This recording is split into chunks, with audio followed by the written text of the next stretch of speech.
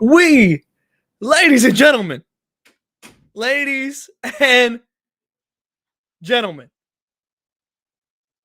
what a game. What a game. Tyler DeLuca here calling the ISO, at least for now, TBD. The Dana Evans legacy game. Goodness gracious. We got so much to talk about before we get into it, though. As always, code NOCAT15, you get 50% off your first home field purchase at the link down below in the description. As always, like and subscribe. We just passed 5,000 subs here on the YouTube. Thank you guys so much. It's been such a fun playoff-a-thon. As always, a super chat gets your message on the stage as well. And you can always become a member like Tara here and get access to the Discord and the whole No Cat Space chat with everyone. We were talking the game throughout and what Kathy had to say as well. So a very, very impactful and busy day. Oh, we got to talk about that last possession for the Phoenix Mercury. We got a lot to talk about, but we got to start there. 2 timeouts. We've been very, very complimentary and correctly so about Nate Tibbetts. We have been complimentary when we needed to be, but he left 2 timeouts on the board, and that's the possession. Kia Stokes is out there clamping up. Kia Stokes is out there. Let me say it again. Kia Stokes is out there clamping up. As soon as I believe it was Kyle that got jammed first on that timeout. Timeout. We gotta re-rack the clipboard. We gotta re-rack the clipboard because this does not look good. This does not look good. But ultimately, what it comes down to is exactly this, Christopher. AT had the moment. AT had her moment. She gets the massive steal on Asia Wilson, who we're going to talk about as well. Goes to the line. Hits the patented before that. Gets to the line notably with the patented move. And misses both. Can't do it. Can't do it. That is how the weight of past playoff performances sticks. And in the moment when Alyssa Thomas could have really started to shake that, right? There's been so much confidence and so much momentum from this Phoenix Mercury team in the moment that Alyssa Thomas could have started to shake it off a little bit. She misses both free throws. Brutal. Brutal, brutal, brutal. Thank you, Chris, for the 2. Super chat gets your message on screen. We got a lot to talk about with this game. Let's talk about Dana Evans, ladies and gentlemen. Let's talk about Dana Evans. An absolute legacy game. Chicago Sky fans, I'm so sorry. I'm so sorry you had to watch this game. If you were a Chicago Sky fan, like before this new era, and you got to witness that championship, and you had to witness this game now, knowing where the Chicago Sky are, I'm so sorry. Seeing Kai and Dana Evans do this, I'm so sorry. I really am. I really, truly am. Because that's brutal. It is. It is. That's brutal. I feel for you. But in a game where Jackie Young goes 3 of 13, in a game where Chelsea Gray goes 2 of 7, in a game where Asia Wilson kind of started picking up a little bit, but was certainly quieter than usual. It didn't have that kind of dominant streak and simply wasn't getting her hand on the ball for so much of this game. It's Dana Evans and Jewel Lloyd, notably, but Dana Evans especially, just with, going 5 of 6 from 3, right? Matches what Kalia Copper was able to do with the 5 threes, and absolutely just took this game over. 8 of 13 from Dana Evans. You look at these 2 teams, and they're so top heavy, right? Both of these teams are incredibly top heavy. They don't have that level of depth, and the depth that they do have has been inconsistent over the course of this season. And when the Aces needed that depth most, Jewel Lloyd and Dana Evans both absolutely showed up. And this is already feeling like a game that we might look at in hindsight, where you have an off night from the starters of the Aces, and to not be able to go win this game, man, it feels like a pretty familiar scenario to last series. where you don't capitalize. And obviously, we're a little bit earlier in this series compared to last, but game 1 counts the same as game 5 in a best of 7. And if we look back at this series and see that Phoenix lost this series, we might be looking back at game 1 and being like, that is where this series went awry. I mean, goodness gracious, what a night from Dana Evans and Jewel Lloyd. Two players that I know I've certainly talked about in terms of not having the depth and what the Aces might need in order to make this run. And they both turn back the clock a little bit. And so much to be impressed about. One of our YouTube members here, KGB, is mentioning in the chat, the inverted pick and roll. The inverted pick and roll from Alyssa Thomas was cooking. And they just like, that's, as you met KGB, I think you're spot on. The zone and everything, like they just completely took that away. And after that, Phoenix had no answers offensively. Alyssa Thomas had no answer offensively. And this has always been the caveat with the dominance of Alyssa Thomas. Yes, she is an incredibly impactful basketball player. But once you get into a playoff series and once you're going in against this level of coach like Becky Hammon, and honestly, this is what I expected to see last series. This is why I thought Minnesota would beat Phoenix in the first place. So I might just be doomed to repeat myself here. But the reason I thought Minnesota would be able to beat Phoenix in the first place was because of being able to shut the faucet off on Alyssa Thomas in this way. And in that fourth quarter, in that second half, the Aces figured out how to do that in a much better way compared to the first half. It was able to calm down Kalia Copper compared to the first half. The fact that they were even in this game at halftime, only down by 5 at halftime, was when I realized, I think the Aces are going to win this game. And you had just a couple moments in this, right? Like the Satu technical foul, right? You can't do that. It's unacceptable in this moment. Again, just seeing it felt like we just fell right into the trap. You have 15 points from Alyssa Thomas, 10 shot attempts. Dewana Bonner really struggled tonight. That last corner 3, she knew it as soon as it left her hand. It was off. Just an absolute just moment of seeing it slip through the fingers for the Mercury. And I there's a lot of blame to go around, and I'm very intrigued by now. How do you pivot? Because I don't think that zone I don't think that fourth quarter defense is going away. That defense is here to stay. That game plan is here to stay. How in the world do you plan on pivoting? And that has always been the dilemma of an Alyssa Thomas engine.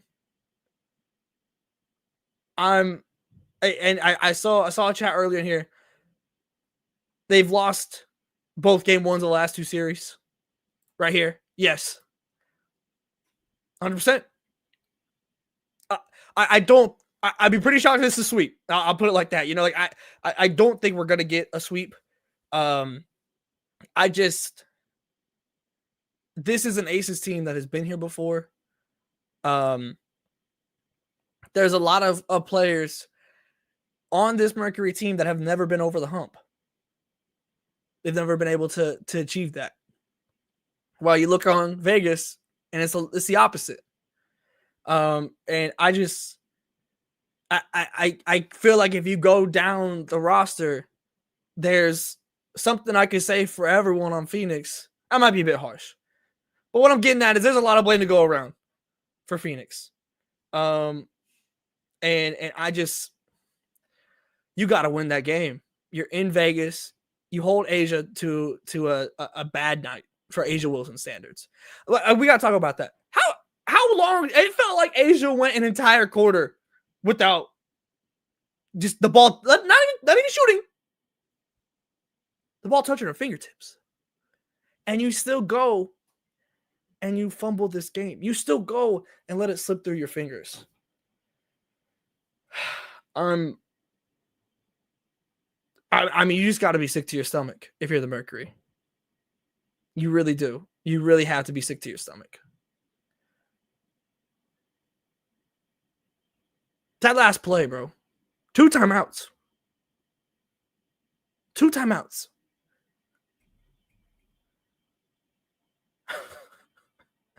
2 timeouts. And that you let that whole last play go. That whole last play go. There was so much to take advantage of for the Phoenix Mercury in this game, and they didn't. Again, I can't stop thinking about the Fever and their ability to not secure the off night with Asia and what ended up happening to their season, right? Also, this is something that's obviously been discussed about, but Alyssa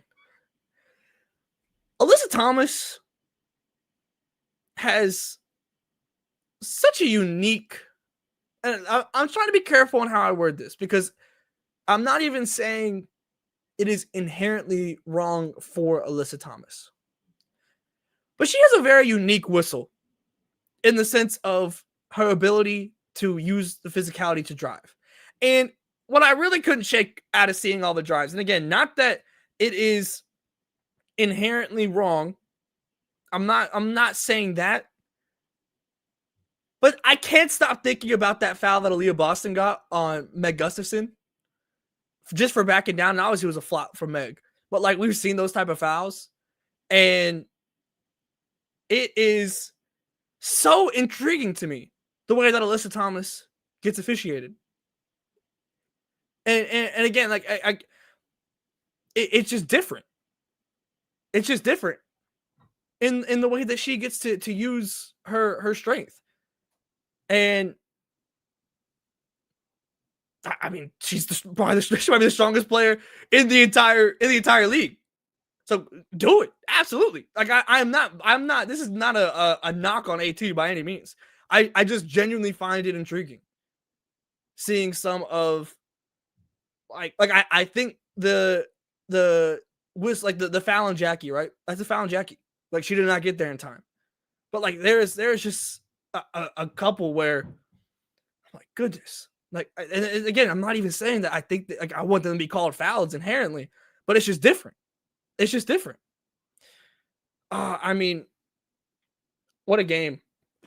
I still can't get over Dana Evans and her ability to just have a takeover. I mean, truly have a takeover. Like, also notably, 4 steals from Dana Evans.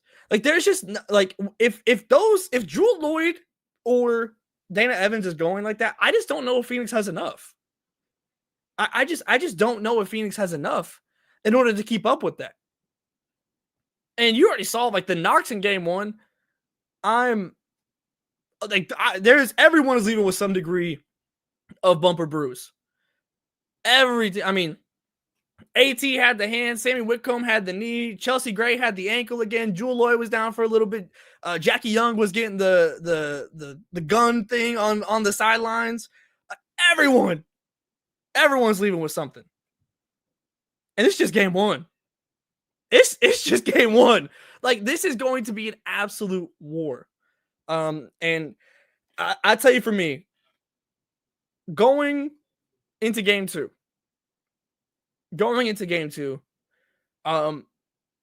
immediately, if I'm Las Vegas, you got to figure out how to get A'ja Wilson going earlier. As fantastic as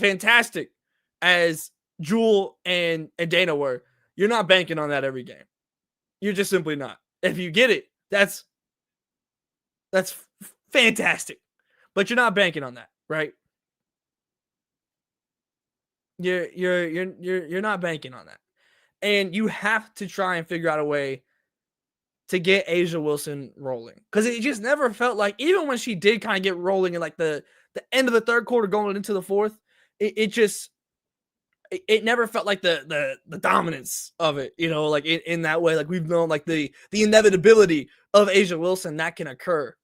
We didn't really have that feeling to me, in terms where I was like, oh, Vegas is going to win this game because A'ja Wilson is going to will their way to this win. I feel like you didn't really have that.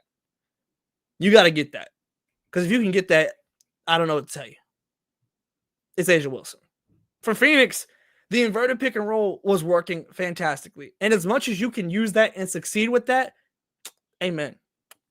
Love it. Love it.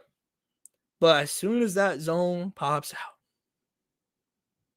what are you prepared to do about it? Because I see Aristotle down there. I don't think Ka's gonna. I don't think she's gonna shoot like that from three again. You're gonna need Wnba Bonner to hit from three. Like it's insane. Oh, we got super chat here again. Super chat gets your message on screen.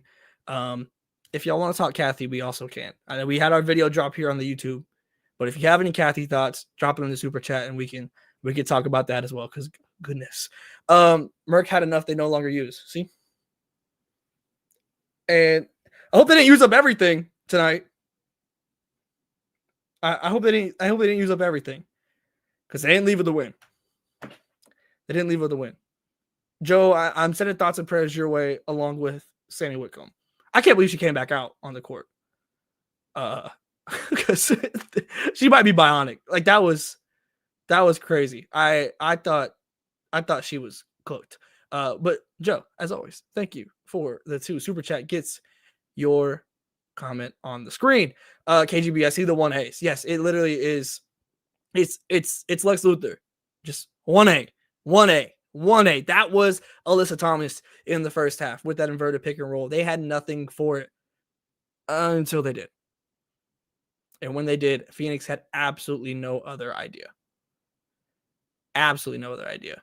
Yes, Sammy Whitcomb was very much respected tonight. I have so much respect for Sammy Whitcomb. So much respect. That looked bad. I'm normally like okay with like when I see an injury happen, but that one made me queasy. I thought the worst. I really did.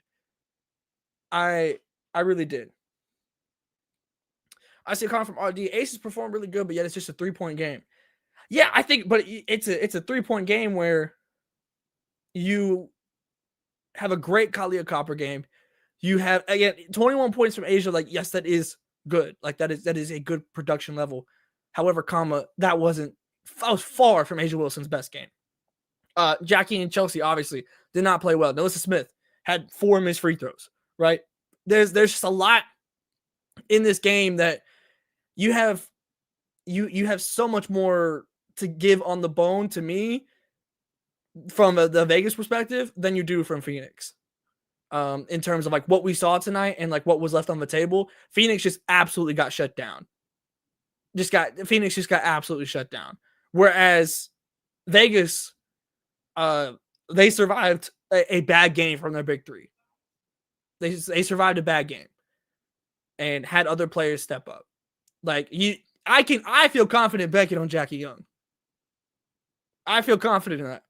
Chelsea Gray, like those are players that I have reason to be confident in. Phoenix, I worry about it becoming a little bit too monotone, and that's what happened in the second half. Just absolutely shut down. Blackish Saber Jr. with the 2. Appreciate it, my guy. Copper was in jail all second half. Look, Ka was absolutely hooping in that first half. I think all 5 threes, right, came in that first half. So set records or tying records for DT. That second half came, and after that interview with Holly, I don't know, Holly might have Space Jam Kalia Copper. We didn't go put Holly on the court right now. Let's see what type of like layup package she got. Because after that walk and talk, it did not go well. It did not go well. So I don't know. I'm not sure exactly what happened there. But that first half was absolutely electric. It was fantastic. And it went downhill quick. It went downhill quick. But thank you for your 2. Super chat gets you on the screen. Yeah, I think Dana Evans being able to keep up with Kalia Copper and just the pace and the speed of everything is massive. It's incredibly important. And Kelsey Mitchell is a unique speed level that nobody in the league is hitting and is able to go step for step, pace for pace with. Kalia Copper is fast. Don't get me wrong. Ka is fast, and it's a different type of explosiveness. She's a little bit taller, a little bit longer. Like it's different, but it's it's something that I think is a little bit potentially more manageable for this specific iteration of the Aces, and when Dana Evans is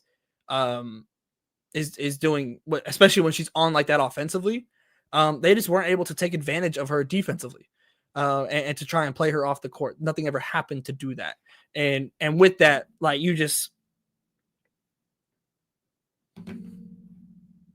never saw it. You never saw her come back. That first half form never came.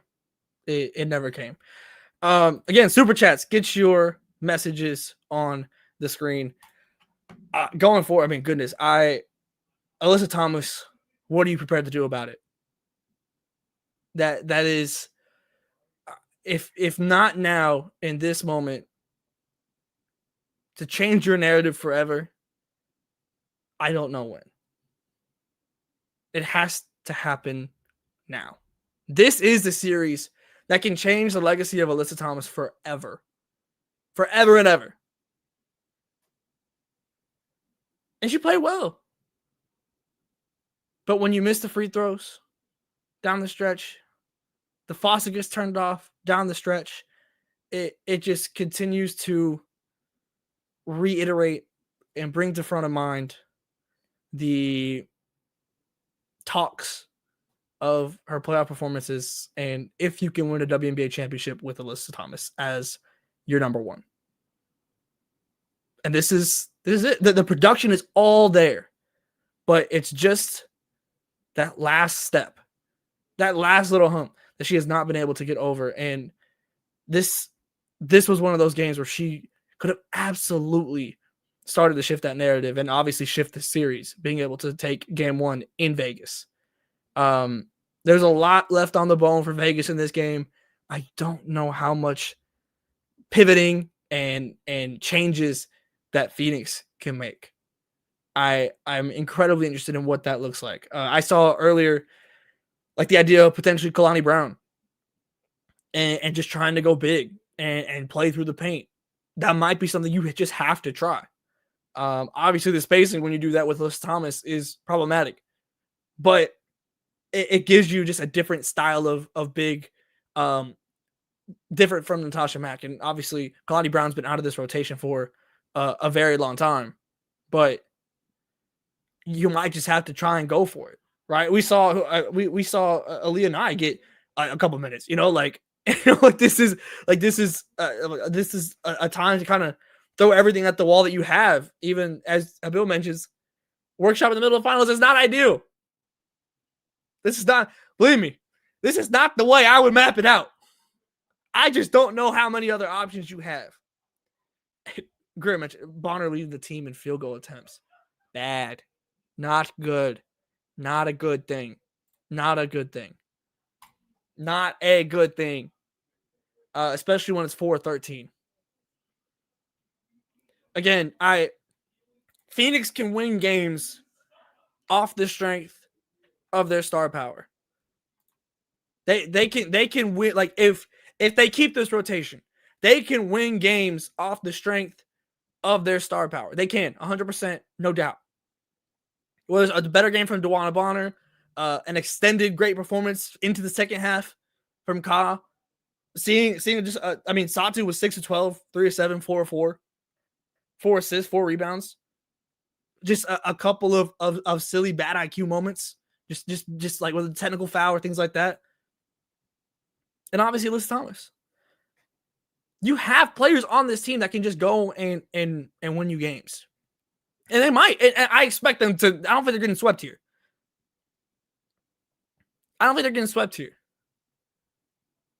I think they step up at some point. But we're going to see. Yeah, girl, we had this guy mentioned. I mean, just brutal. I'm telling you, we have to check Holly. She might have space jammed her. Like, it's not great. It's not great.